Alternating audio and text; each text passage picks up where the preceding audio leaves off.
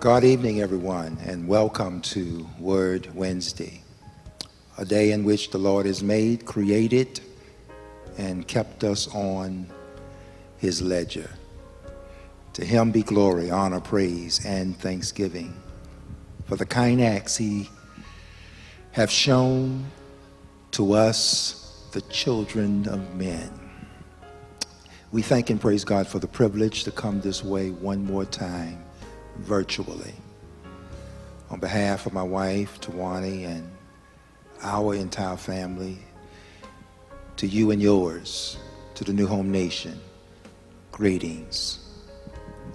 Welcome to Word Wednesday, and I have with me some special guests, some people that I've known all their lives, and they have known me all their lives. And so I thought we would just chop it up and share and have an exchange in this setting. Before we get started, I would encourage you to share, make comments, let us know you're there. Let us pray. God, we're grateful and thankful for your kind acts. Thank you for the bounty of your blessings. Come close to us this day. Reveal thy will to us. You be honored and glorified. Bless your people everywhere. Meet every need. Even, Lord, grant desires. We love you. We adore you. In Jesus' name, amen and amen. Well, I have my firstborn son, Reverend J. My secondborn son, Aaron. And we are in the week leading up to Father's Day weekend. We are recognizing the centennial this year of Black Wall Street that took place in Tulsa, Oklahoma. We're also recognizing Juneteenth of the freedom of blacks in the South and everywhere else, that it took some 30 months after the actual signing of the Emancipation Proclamation for some of them to get the word and message. We're still in the midst of a pestilence coming out and going into a reentry. So a lot has gone forward. And we are now in a new season where order has changed. The reset has dictated that to us. And therefore, how are we going to live? How are we going to adjust? And each and every one of us have been getting, awakenings, coming into our own epiphanies with self-care and mental wellness and the approach to ministry and life in general. So many things create this delineation that we have to look at, assess, and how we're going to move forward. And everything won't turn at the same time on the same page, because everybody's convictions and persuasions are not the same. So how do we keep ourselves in a good place while managing other things, other people that are around us? So I thought I would invite these two men, these two sons of mine, whom I love, and to be honest with you, my greatest delight in life is family. And if there be any accomplishment that I would pay attention to, it would be the relationship that I share with my two sons. I value this above and beyond pastoring.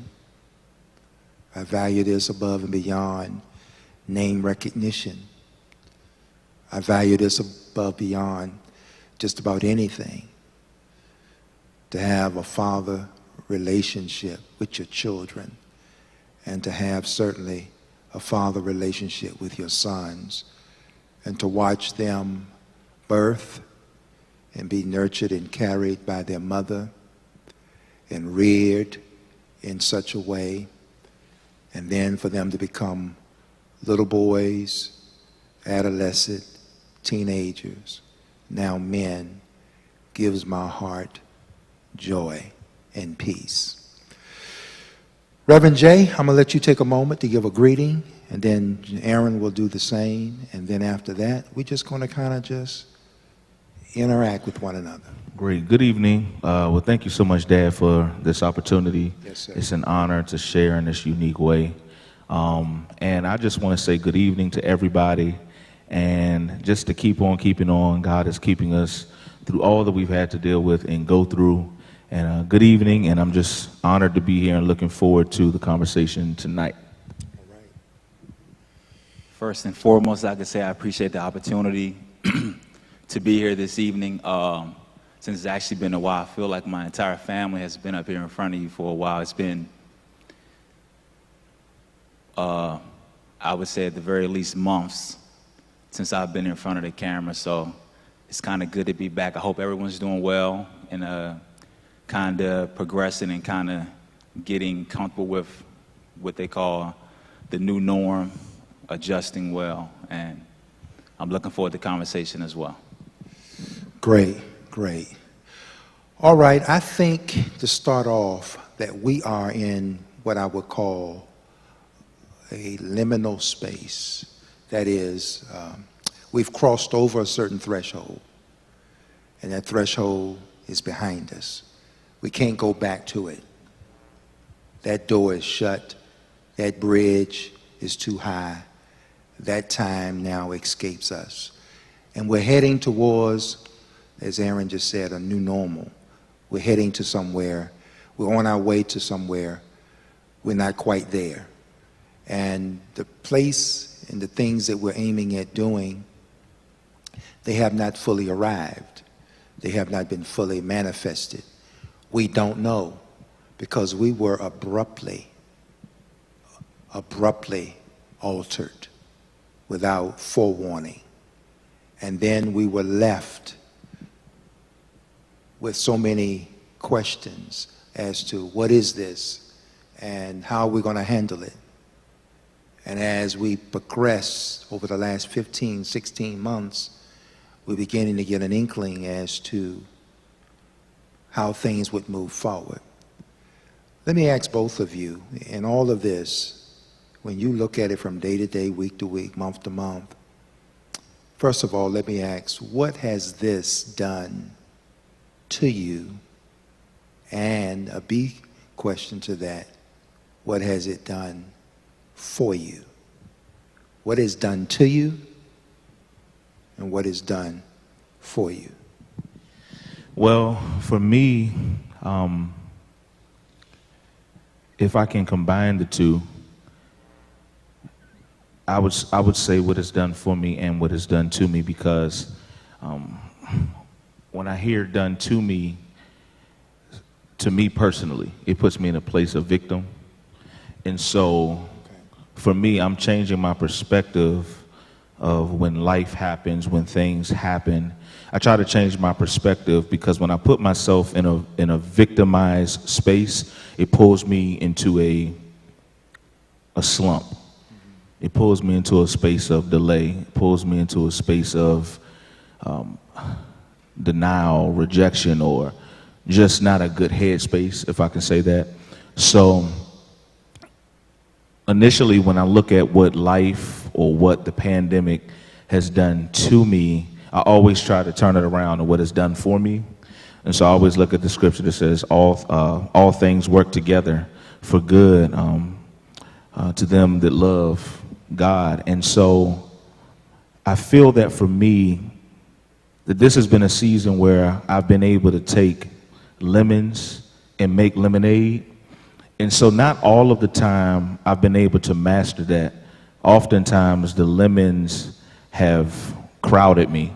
The lemons have overwhelmed me. And so in life, I'm learning to not necessarily not allow life to do something to me, but to take what I feel is done to me and see how it's working for me.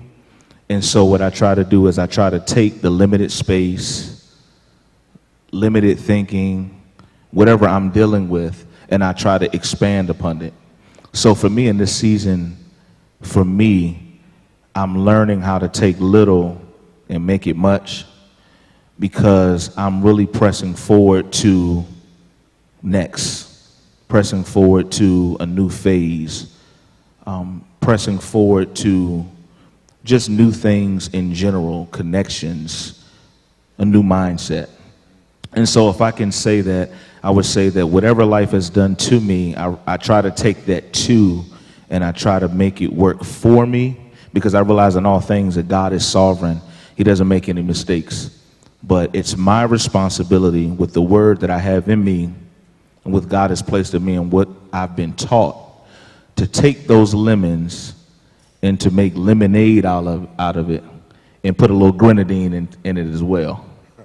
So that I take that. And honestly, if I can be honest, I really have learned that perspective from my younger brother. And several times every year, several times a week, Aaron has been super consistent and keeping really our family on target with focusing on how can we progress from this? How can we come out of this? And not just come out of this, but how can we come out of this on top?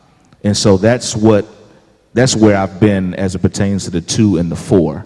I take what's done to me and I change it to make it work for me so that I'm not the victim, but I'm the victor. Okay.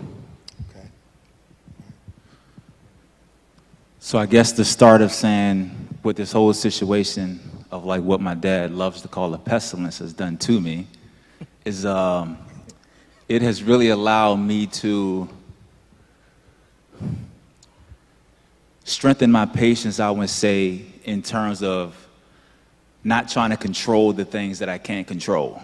So back in March or so, once all the lockdowns and everything of the powers above us that told us where we can go, what we could do, what we couldn't do, all those things were out of our control, to the point that this entire situation has really taught me, I would say more so, to just focus on the things I can control versus worrying about what I can't control. Then in terms of what it's done for me, this has allowed me to really sit down and like focus on my goals and dreams, I would say, and to really pursue them quickly versus waiting and procrastinating, because clearly, I'm not going to say everyone didn't see COVID coming, but your average person didn't see COVID coming, and then before you know it, there were a lot of people that were here with us yesterday that aren't here with us today and won't be here with us tomorrow. So it just really taught me patience in terms of, if I can control it, to control it. If not, let it be, and to really go after the things that I aspire to be in life, because, tomorrow isn't promised. All right, and I basically join what you all are saying in that I use 2 and 4. I mean, I know it's an oxymoron attached to it. I know it has some levels of pros and cons attached to that, but overall, for me, what it has done to and for me is made me better, even in worse times. There was not necessarily moments when you felt free or comfortable or assured, but at the same note, when you had those moments of doubt, fear, and as you said, Reverend J, that sometimes it appeared to be more lemon than lemonade, but it benefits still. It benefits still because it allows you to look inwardly and find that inward resolve that is necessary to move forward. My family oftentimes laugh at me when I use the word pestilence over pandemic, and there's a spiritual significance. Where's us out? Pestilence, pestilence. Right. You know? And I'm trying to keep us I get on it. track I get it. because there's something very prophetic Yeah. and biblical and spiritual about it. For sure. When we use the term pandemic, it allows a natural term and a scientific term. I'm trying to get us to pay attention to the prophetic utterances of this hour. Case in point, and I'm not going to go Bible per se, but just quickly to suggest that when you take and look at the world in a natural view and look at the actors in the world who is creating cares and concern, it's Russia and China. It's Russia and China. And the book of Revelation defines Russia as the bear and China as the dragon. And we're on the heels now of a pestilence, of an incurable disease that's worldwide. There's glimpses now of a famine coming because there's a shortage. Farmers are already crying out. Prices are increasing on products, and the productivity of those products are going to become slower getting to the consumer. So we're leaving out a mode of disease into a mode of potential famine, hunger, and thirst. We're just going to create some economic woe. And who are the actors? It is China and Russia. And when we just listen to the narrative of what people say, and from a biblical Christian point of view, when we just quote what they're saying, it does not allow us to put our focus and attention on what the Bible is saying. So we're living in a time of prophetic utterance, and we need to pay close attention to it, because the bear in Putin is roaring. The dragon in China is roaring. And it appears that the connection of this world thrust of issues that we're facing is coming from those two places. So that's a biblical point that I wanted to make right here and there. All right. So in this whole process of what has taken place, how do you move forward when it comes to reentry? Now that we're coming back, we see, people are coming back out. They're in the streets. Businesses are reopening. How do you see moving back forward into life? What mindset? What fears, if any, whatever, moving back into some sense of normalcy? First, I'll start with this. I'll let everyone know that fear will paralyze you. I think Reverend Johnson said this a few weeks ago.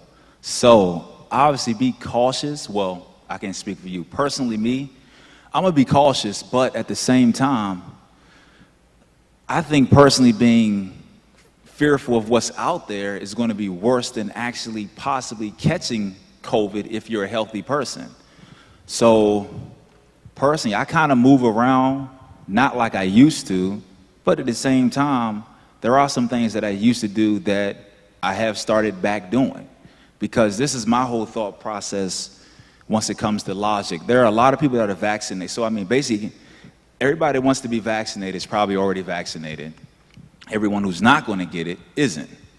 So, at what point do you get over your fear to go out and kind of start living life? Because nothing's going to change. COVID's going to be here. Everything that's happening now is going to be here until we leave this earth. So at what point is it going to click for people to say, okay, I'm going to start going out to eat again slowly, or I'm going to start hanging out? So personally, I'm not full tilt, but I'm also not going to be a hermit in the house. All right. Okay. I love it. So with me, moving forward, I think of two words. For me, I'm going to move forward with caution and consideration. Caution because I have a family that I love dearly, and 3 elderly grandparents. And so being careful, being cautious means a lot to me in my dealings, what I do inside of church, outside of church, extracurricular activities, whatever that may be. And as Aaron said, we're living in a time of revelation. And so all of these things that are coming upon us, we've been taught this. Those of us who grew up in church, this has been preached to us that these times would come. And so obviously God is trusting us in a time where there's so much controversy. And so I believe that we're all built for the seasons and the times that we're living in. You know, my wife and I joke a lot about we couldn't have lived in a time of when slavery was slavery. But truth be told, if we were born in that time and that's all we knew, we would have been built in that time, in that season, in that dispensation to be able to handle being born in slavery and dying in slavery like so many did. So COVID, this pestilence, whatever anybody's calling it, and you're absolutely right. It's prophetic. That we have to know the times, and so I move with caution, knowing that even if we're anointed, even if we're smeared with God's oil, that we have to be practical enough to know that God gave us a mind. He also gave us common sense. I'm not so covered by the blood. I'm not so anointed to be stupid. But I realize that God gave us a mind and gave us intellect and gives us information so that we can responsibly use it and still be anointed, still be called. So caution, and then I say consideration as well, because I realize in returning that the world is going to be totally different. As we've been talking about a new normal, there's so many people who there's so many dynamics. I'll just name a few. People have lost loved ones. And so some of my friends, some of my associates, and some people, strangers, everybody's not the same returning to the world, because some people are deeply bruised by how do I survive now without my husband, without my wife, without my loved one, without my pastor, without my whatever, because so many people have died. Also, knowing that some of us haven't struggled a bit in this pestilence. Some of us have had seasons where we've opened up businesses, money's been great. There's been so many things that have happened and have opened up for so many. And so in those moments where I felt like in this pestilence were winning moments, I'm super careful about what I say and what I do in front of people who this has been a nightmare for. And so I consider them. And so I think that the world sometimes, and even the church, lacks consideration. Even when I come back, I realize that everybody is not going to fist bump. Everybody is not going to do the elbow thing. And honestly, if we're supposed to be 6 feet apart with mask on, and some people are vaccinated, some people aren't vaccinated, there's no way that I can do that without being closer than 6 feet from you. So I think we have to consider. I've run into people who are totally comfortable and they'll walk up to you with no mask and say, "Oh, I've been vaccinated," and give you a hug. And it's like, wait, you're kind of invading space. You should be considerate to ask me if that's comfortable for me. So I think whatever the level of caution, we need to have caution, and we need to be considerate. We need to protect ourselves, and we need to be considerate enough to protect others as we move forward in this new normal, this new season, and as we go forth, living our best lives that God has given us. I hear you loud and clear, because in this reset moment, it ought to awaken in us stronger considerations about everything. You can consider yourself, what your convictions are, while considering others. And that's where it ought to make us more oriented towards each other, that there's going to be variety around us. There's going to be variety, that some people are assured, some not so sure. And we know this for sure, that church is going to be handled different. Life is going to be handled different. I'm not convinced that they're going to go back trying to take currency now that they've gone into certain settings that you can just swipe a card. and they don't, you know, you go into certain businesses, they don't accept cash. And as you said, Reverend J, that some businesses are now opening up. Well, there was a couple of businesses never closed, okay? The gun business went to the sky, and the liquor store. The second one you're going to name is your favorite. What? What's my favorite? The second one that you named. The liquor store? Yeah, you know it. I got stock in it. Yeah, we did quite well. But in all seriousness, you know, those two things can make a bad cocktail, because the pressure, the pain, the agony, the hurt that some people have actually gone through, lost income, lost loved ones, fear, all those things, the mental illness, the strain of life, and you got access to a gun and access to strong drink. Those are bad, that is bad influence. And whoever made the laws and kept it appropriate and made it apropos for those things to remain in place while other things were just completely shut down, signals to us, if we're not careful, that there is a spirit of lawlessness that hovers over our head, and we have to be very careful as we come back into this reentry of life in general, and then as to how we do ministry. What I did learn more so, or more tuned into, is that the church needs to be far more focused on ministry assignments and not driven by certain cultures, certain practices of things that we used to do in the past. One of the things that I'm aware of is that we work hard to meet, but don't meet hard to work. Wow. You know, we'll come to meetings to gather information, but we won't take the information gathered to bring it to a manifestation. You'll get people in meetings to gather information, and then when it's time to do the assignment, we haven't differentiate the difference between church work and work of the church. And because we couldn't come in the building, and some people are not going to come back readily, so we have to find new ways now how to do ministry, to minister. And I believe this is a God sovereign thing that has been allowed. So now that we can teach and preach to faces we'll never see, reach people in a way that forces us to be more excellent in our approach, that it's going to require skill, not just sincerity.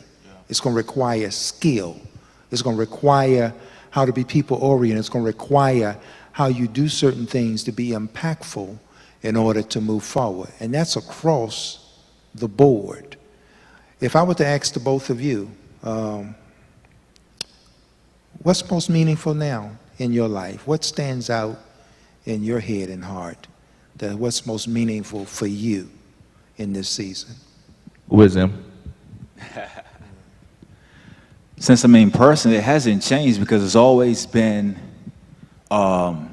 family and then health.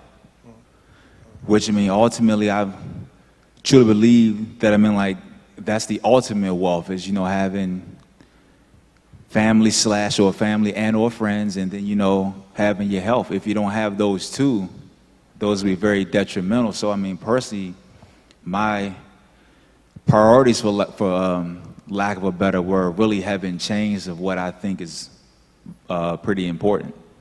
Okay. Yeah, same for me. My perspectives have just grown. It hasn't been a major change. What's been important to me has always been important. I would just say this pestilence has helped me to magnify.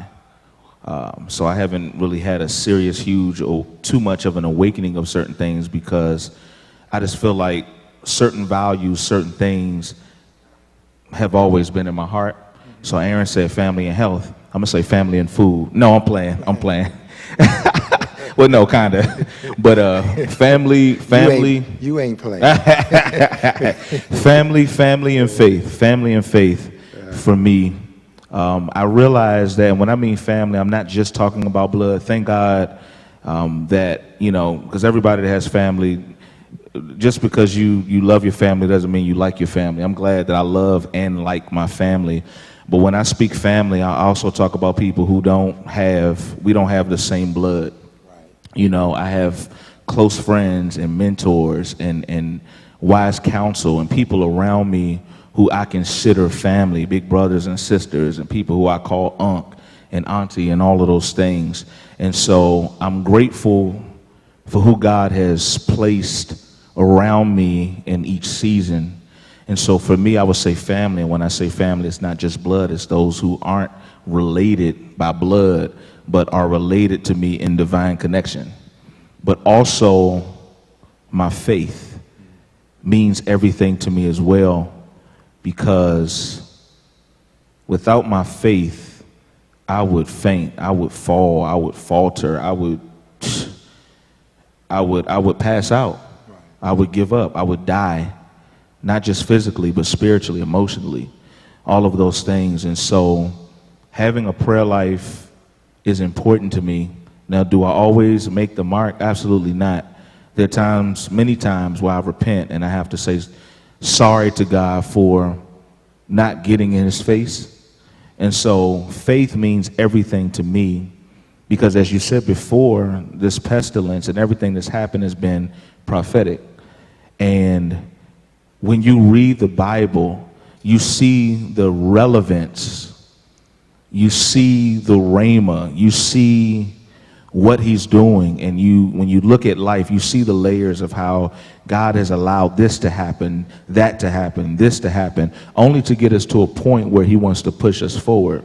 So family and faith are what I hold on to most, because what I see here on earth is disturbing, it's discouraging, it's always changing, it's always transitioning. And like Aaron said, there are things that we can't control.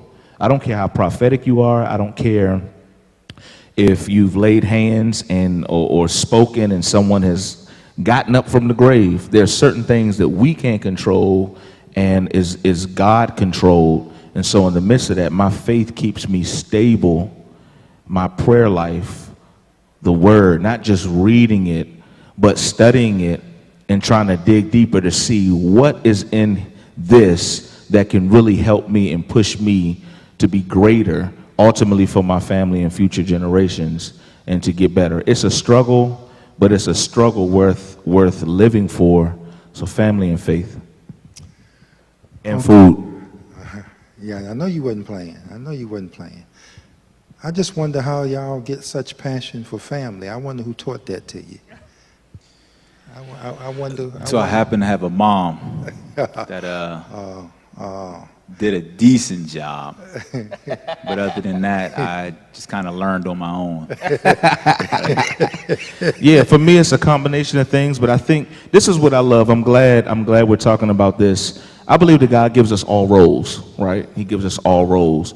And so men are built a certain way, women are built a certain way. It takes a certain role and responsibility to be a wife or a husband or a father or a mother or a child. And it's the combination for me. It's everybody. I've been taught by my family. I've been taught by my friends. I've been taught by people who I watch from a distance, whether it's been good teaching or bad teaching. I've learned, and so I have to credit that to gumbo. So many things around me, and then when you get the love from your family, it's amazing. Everybody loves you in different ways, and so you love this. I love how this person loves me this way. I love how this person loves me that way. But of course, I've learned the sense of family, and then just bumping my head too. Right. Yeah. Right. Yeah, I was trying to Pat yourself on the back. No, I wasn't trying to. I don't have to try to do that. I mean, it's documented. It's heavily documented that I must have had some kind of influence. Absolutely. You wanted to be called Bobby Jr. Absolutely. Every time we go out Absolutely. every time we go out to a restaurant, he wait and see what I order. Then he say, "Give me that." So all of a sudden, when he got about 10, it switched on me. It all switched on me. He got his own mind, you know. But since we're in that vein of family and a few days out from Father's Day, and right on the calendar, right in the center of a yearly calendar, the third Sunday in June every year, this day is hallowed for Father's Day. When you use the term fatherhood or fatherly, or being a father, and you being a father, and you being a godfather, father-like figure, mentor, when I use the term fatherhood, what does that mean? If you can put it in words and convey it, what would you say fatherhood means? You all can see we're not choreographed, so this is all organic, what I'm asking them. Fatherhood, I would say, just to throw some words out, protector, provider, supporter, just kind of like a covering to essentially protecting God, the offspring of that person through life, to hopefully to where the mistakes they made, they have it figured out to where the generation behind them doesn't make the same mistakes, so that when that generation behind them has kids, then that lineage of fatherhood can do the same. And then as you progress through generations, then it gets better with time. Okay. That's good. Fatherhood for me, one who produces seed and protects and provides for that seed. Fatherhood is one that no matter how that seed is released, if that seed doesn't seem to grow right, Father doesn't abandon that seed. A father is entangled. I know entanglement became a real popular word with Will Smith and Jada. But fatherhood is being able to produce seed, and no matter what that seed produces, being there for that seed. If that seed, for whatever reason, never grows to a harvest, that father should always still be connected to that seed. Throw the seed away. See, y'all, this personality right here, see, many people don't know. Aaron's mind is that's another story. But yeah, a father is able to produce a seed, and I think should have longevity and lifetime commitment with that seed. And you look at the Father, Bible says that nothing can separate us from his love. And I think fatherhood is something that's missing. My heart goes out to people, to my friends, to my family, to people that I don't know who don't have a relationship with their fathers. I don't know personally what that feels like, so I can only be sympathetic. I can't be empathetic. I can't put my feet in those shoes. I can only stand in my shoes and just be like, wow. So for me, fatherhood is such an important thing, and it's needed because fatherhood is different from a teacher. It's different from having a mentor. A lot of people are looking for a teacher, someone who can give them information, and then eventually, when they feel like they graduate, they run away. They're looking for a mentor. Mentor me until I get to a point where I feel like I can stand on my 2 feet or I'm no longer limping. Fatherhood is a person, a father is a person that gets in your business. And I think in this season, this is what we're struggling with. A lot of people don't want to be fathered. Right. And so the Bible says when you don't want to be fathered, when you have an opportunity to be fathered and you run away from that, you become a bastard. Right. Right. And so you have a lot of people who run from fatherhood and trade in fatherhood for teachers, for mentorship, and become bastards, and then try to have a baby with no covering. Right.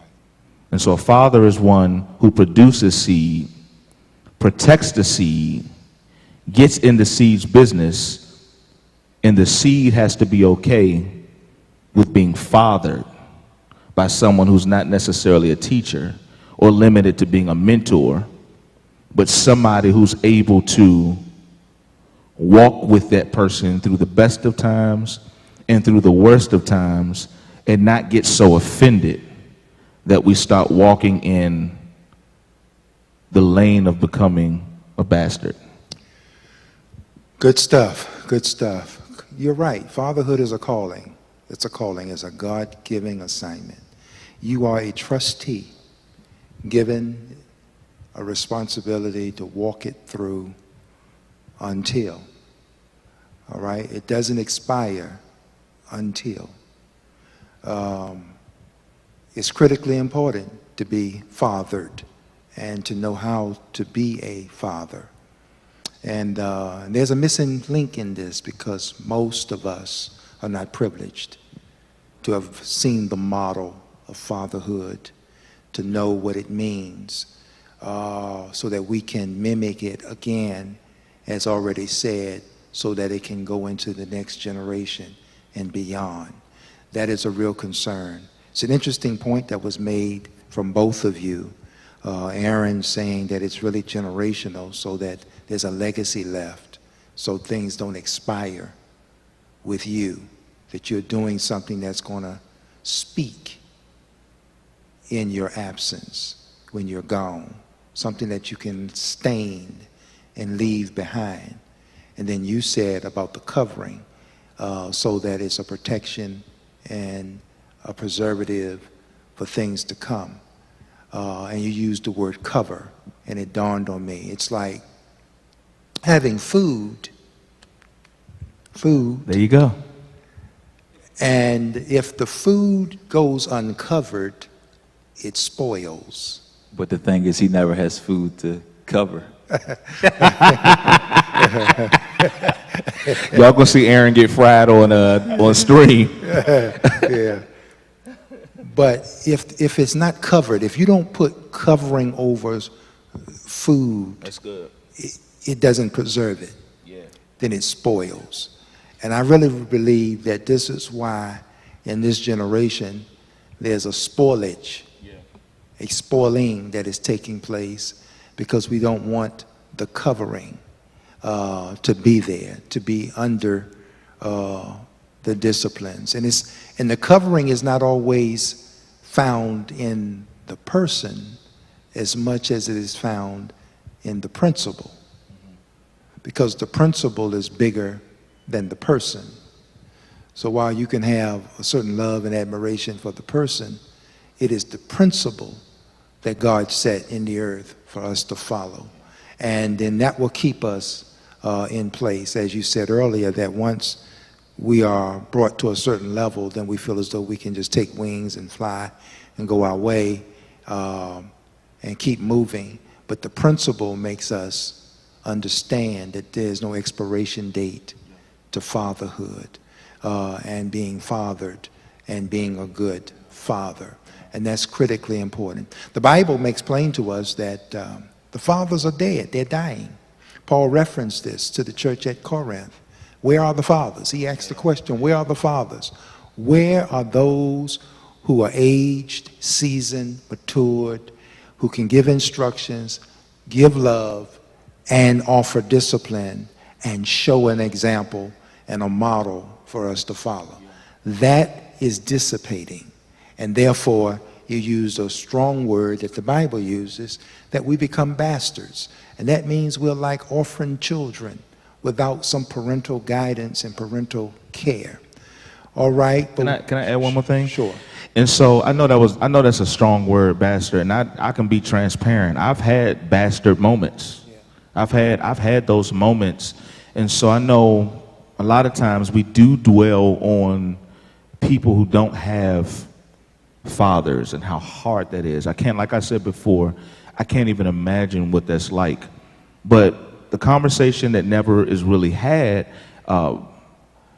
that having a father around, there's struggle in that. Right. Because you don't always agree. Right. You know, being a child with a present father can be difficult. And also I know now being a father can be difficult. And so there's struggle no matter what, whether you have it, the struggles are different, but whether you have it or whether you don't, because you don't always agree. Right. You know, so I've had bastard moments, and I say that because whenever I talk, I never try to talk from a perspective of you, this is us.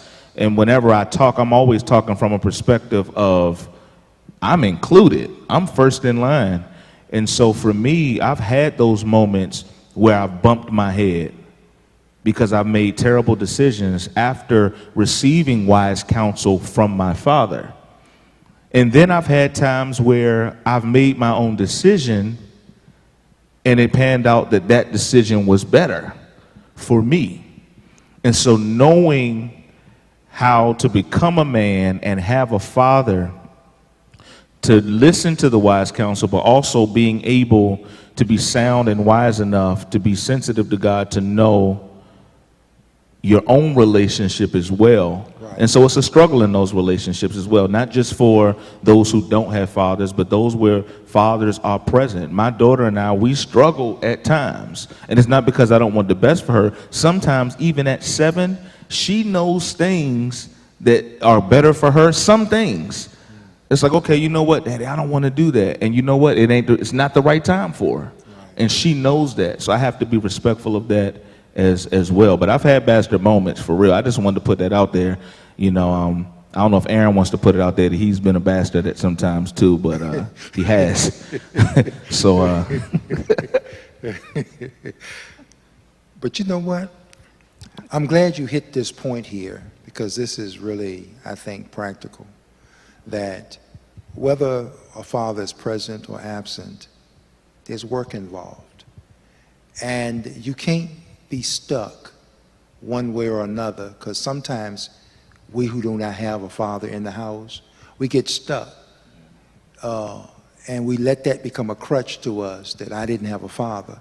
And we just get stuck.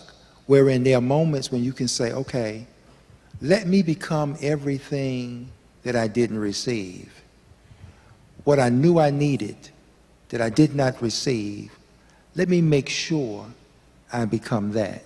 And then if I had a father or father-like presence, or someone that was there fathering me, and they did some good things, let me take the virtue from that. So you're pulling from 2 points of references. You're pulling from knowing some things that was good, knowing some things that wasn't so good, and making it whole. So whatever was absent, and I'll be transparent, there were things absent in my boyhood that I had woke up and became a man and realized it was absent. So sometimes you all didn't get the benefit of some things that could have been given to you, but I didn't have it to give. It wasn't given to me. I watched, observed other places, and grew, and then was able to say, okay, woo, now let me extend this, because now I know better. Okay? Then there were some things I knew from the start, was taught to me, and I gave that to you, you know, because I've always given you all the gift of my presence, you know, didn't have this, that, and the other, but the gift of being there, you know, the gift of being there, even if we saw things differently, even if things were, you know, not all lined up, but the gift of that mattered from the start. I didn't have to be taught that later. But I had to learn later priorities in the sense that separating work from family and not allowing space to invade that. I learned that late and later, and that created some problems, you know, that I couldn't separate sometimes pastoring a church from fathering you all in moments. So I'm thinking I'm doing kingdom work sometimes when the real kingdom work was put this on hold. This is why now in this next generation I'm different. My granddaughter can come up to me at any given time and I can be in a discussion with somebody. She never gets ignored. Never. I don't tell her, wait a minute, if I'm talking to somebody. I have them to wait because I'm recovering now from something I should have given you all. So when she walk up to me, I make her a priority. I make her a priority. I tell her, can y'all hold 1 second? My baby here. I talk with her because I know by the time she gets a certain age, she ain't gonna be running up to me like that. She ain't gonna be coming up to me like that. She's gonna have her own little mind, own little agenda, going her own way. So I better get these moments now. And then I don't want her to ever think that she is second or third. So I instill in her constantly, you're the best granddaughter in the world. Now we know that statement is biased. We know it's biased. But for me to her, in our world, it's real to me. As any other grandparent will share in that. Let's talk about that grandparent thing for a second. Oh, come on. And we've talked about this before, all right? We've talked about this, and y'all saw, I had to have a conversation with Pastor, Shadow Pastor Metlock, Reverend Brown, Reverend Johnson, because I just want to know, are there any witnesses tonight on this stream that your parent as a grandparent, I don't recognize these people. Like, I don't know this soft man.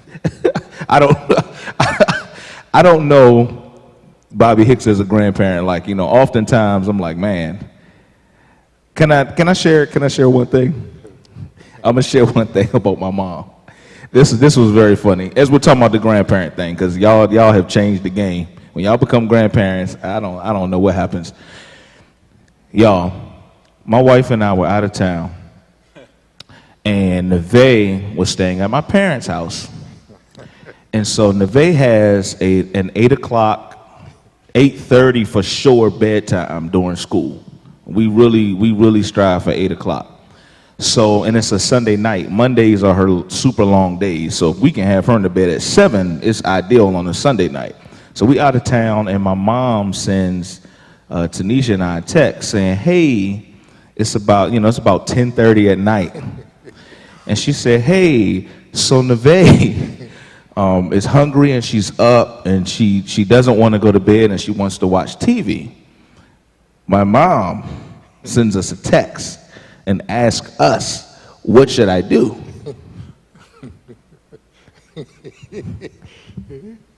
And you said, what would you do if that was us? So I sent a voice note to my mom, because I did not want to be any misinterpretation.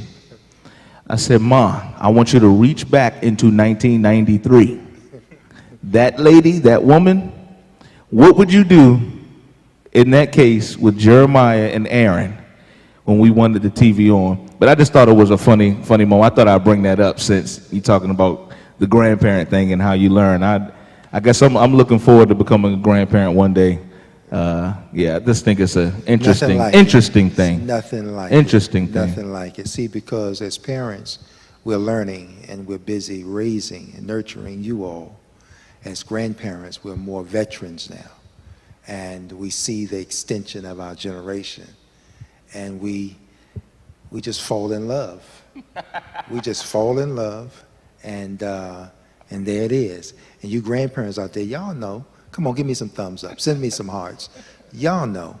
Don't leave me up here hanging between these two.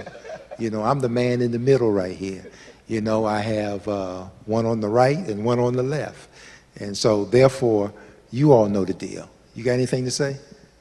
I can verify everything my brother said, because it's pretty funny, actually, because my niece has some characteristics of myself. To Yes, where she does. It's very cute now, but I used to get slaughtered as a kid when I would do or even say the things that she says. So every time it happens, I always magnify to let them know of the decades of mistreatment towards me.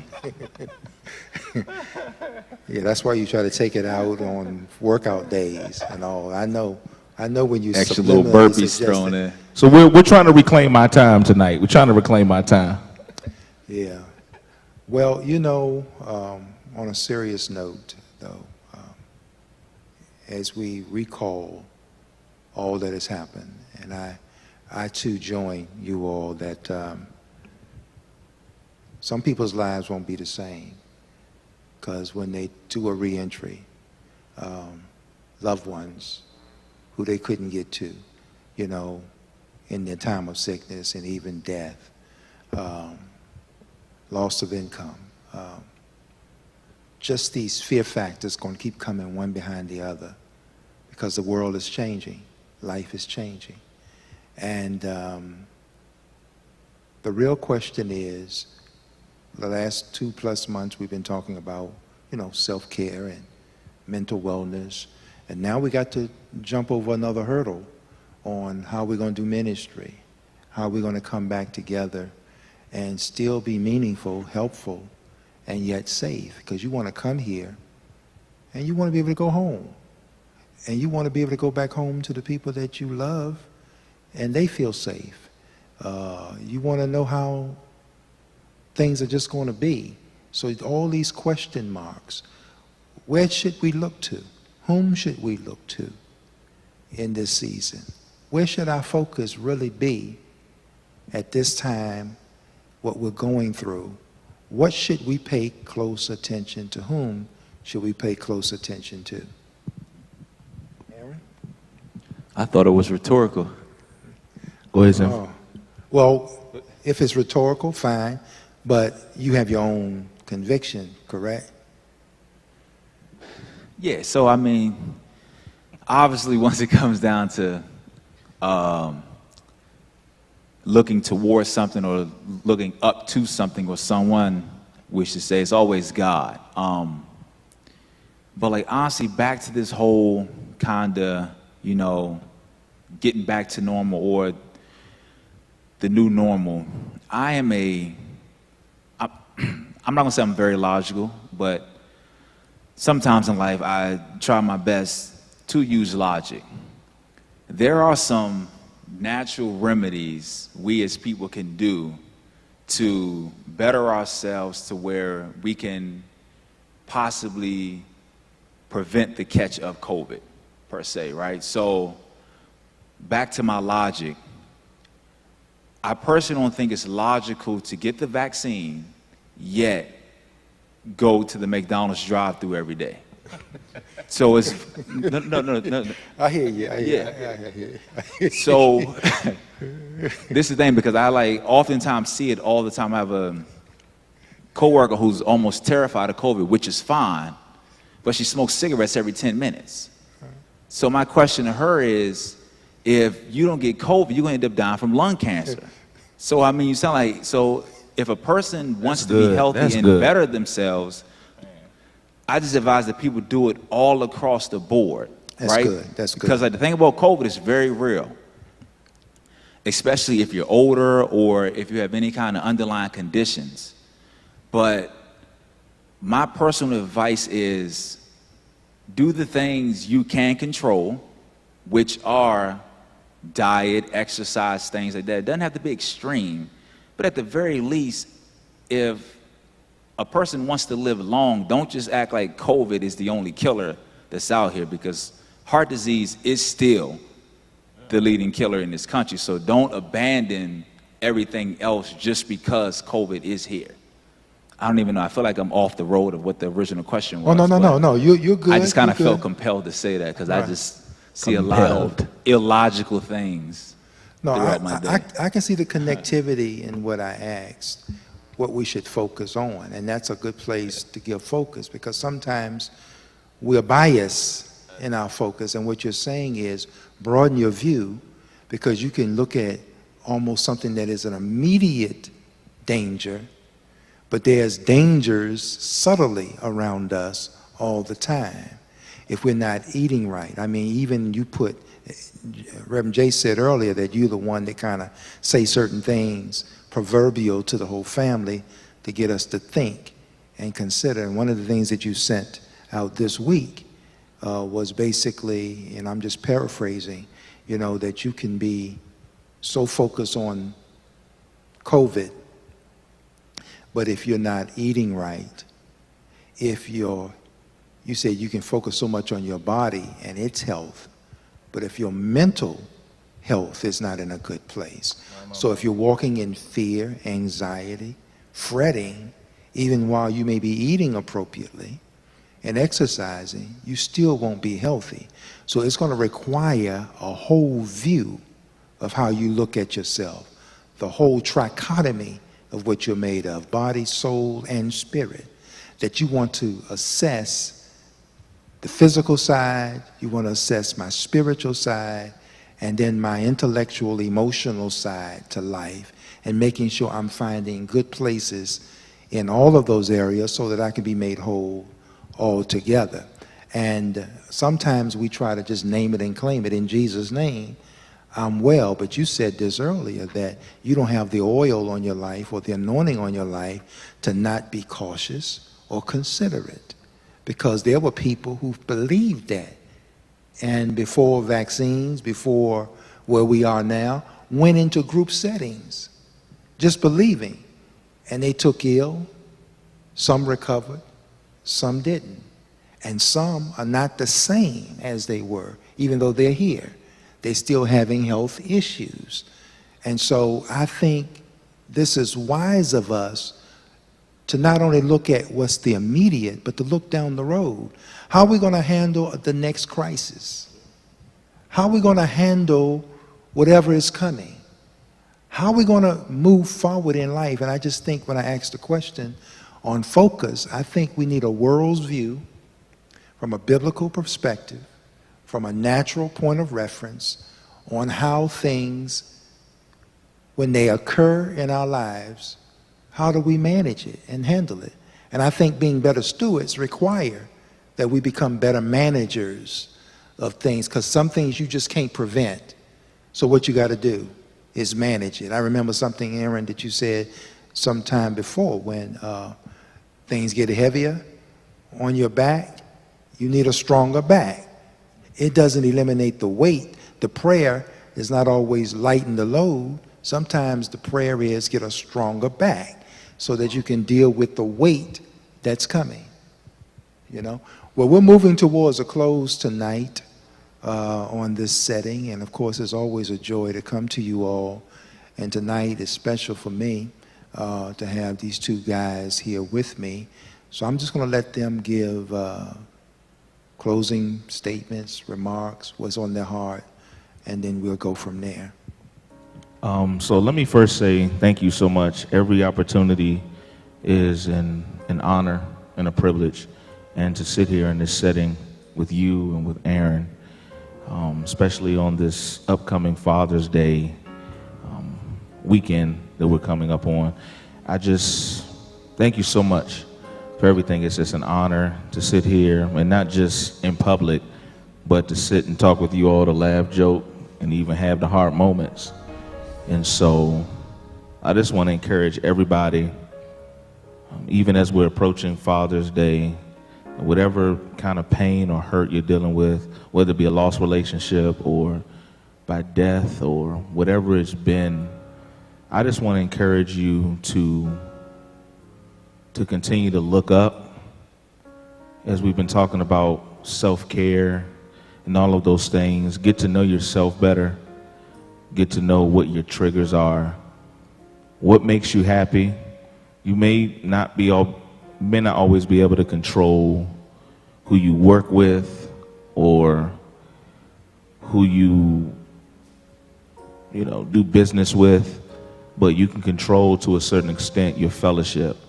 So if you're at a 9-to-5 that is just a check to you, and it's a place that you just need to be, but you're stressed because you can't get along with the people for whatever reason, purposely plan out time with people that make you laugh, people that bring you joy, If you're in a moment where you're lonely and you really don't have those people, if pulling out pictures, even if it makes you cry, watching a favorite movie, taking a walk, whatever it is, just want to encourage everybody in this moment to get to know yourself better.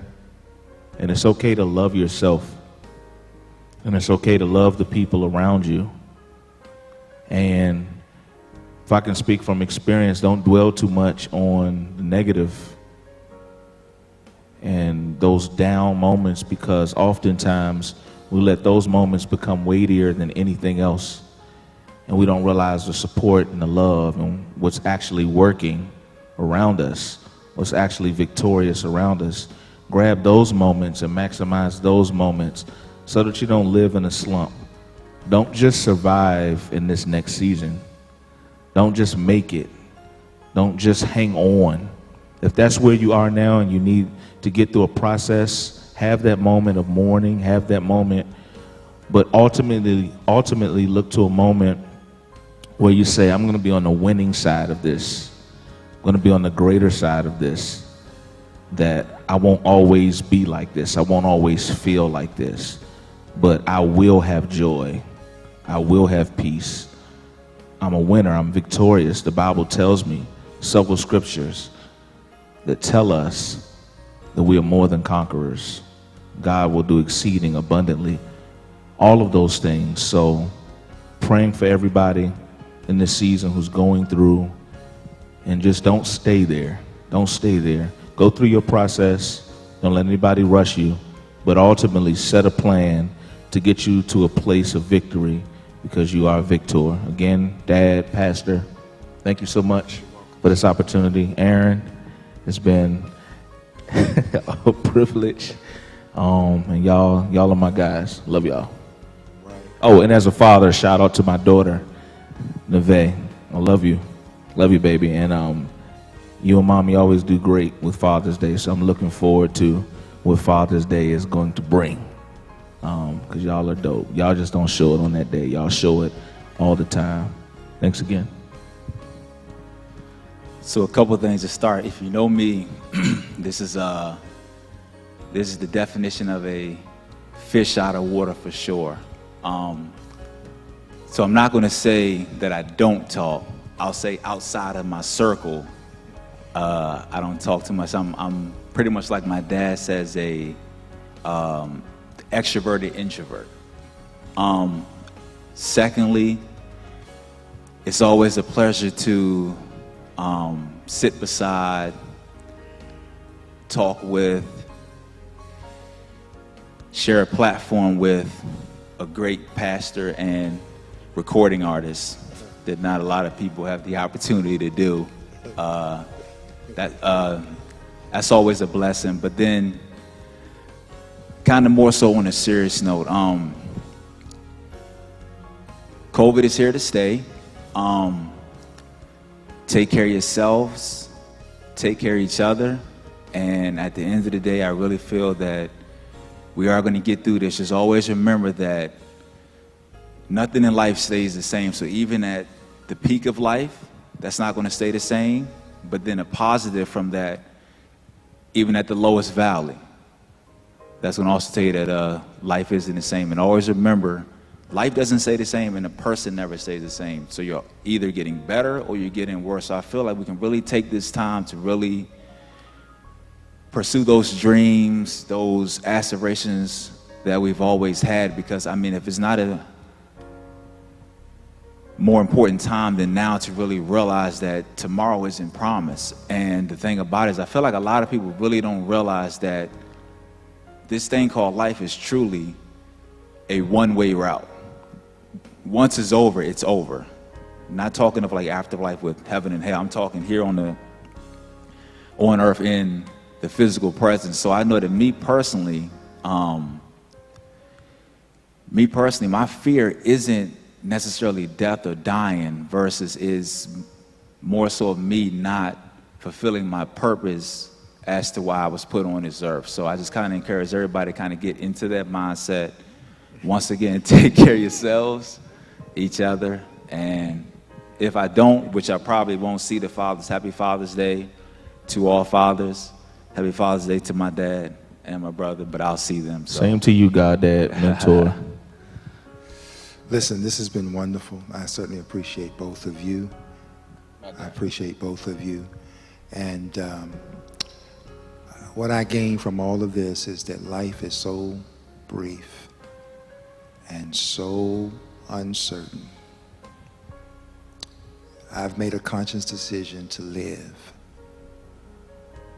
every moment, to make better decisions, to make wise decisions, to make sure God is the centrality of all that I attempt to do, to love family,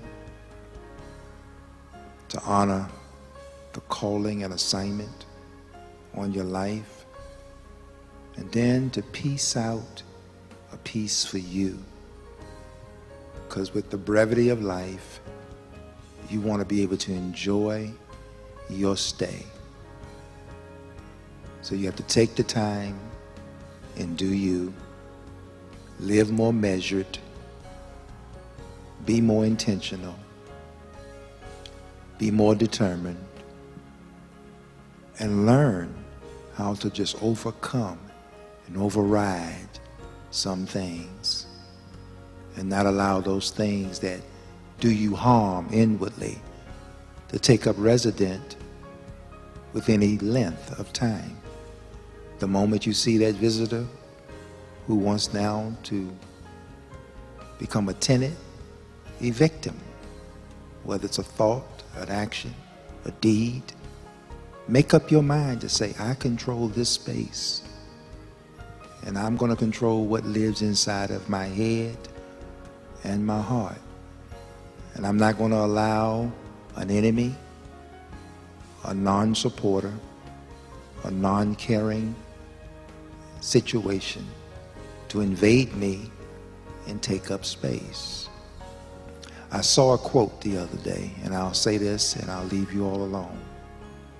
The quote said, for those who don't support you and those who don't love you, they are not obligated to. And the response to that was, those who don't love me and those who don't care and those who don't support me, I'm not even obligated to care. So if they're not obligated to care for you, why should you be obligated to care that they don't care? This is where we get tripped up. When they don't do, when they don't care, we make it a matter in our own hearts. Not to cut you off, but there's another good quote I like. A person who lives for one's acceptance will soon die from their rejection. Absolutely, absolutely. And they all intrinsically tied one to the other. So we're going to say God evening to you all. We're going to say God night to you. We wish you the best. To every male out there who's a father and a father figure, I salute you. Happy Father's Day to you. Godspeed be upon your lives. Stay strong. God night, Word Wednesday. Peace and blessings. From God our Father.